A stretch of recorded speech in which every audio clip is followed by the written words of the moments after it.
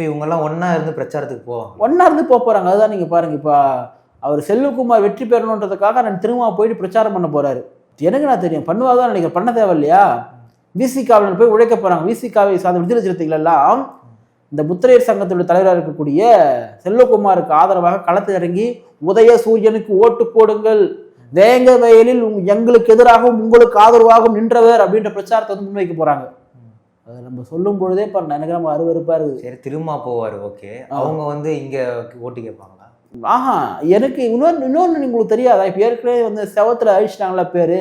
திமுகவில் வந்து ஒரு கான்செப்ட் இருக்குது, என்ன தெரியுமா? இப்போ நீங்கள் விசிகாவை சார்ந்தவங்களாம் வச்சுங்களேன், உங்களை வந்து ஊர் உள்ள அலோவ் பண்ண மாட்டாங்கப்பா, நாங்கள் பார்த்துக்கிறோம்பா. ஐயோ நான் இதை பொய் சொல்லல, இது போன உண்மையாக சொல்கிறேன். உங்கள் கொடி இருந்துச்சுன்னா அந்த கொடியை வந்து அவுத்து வச்சிருவாங்க.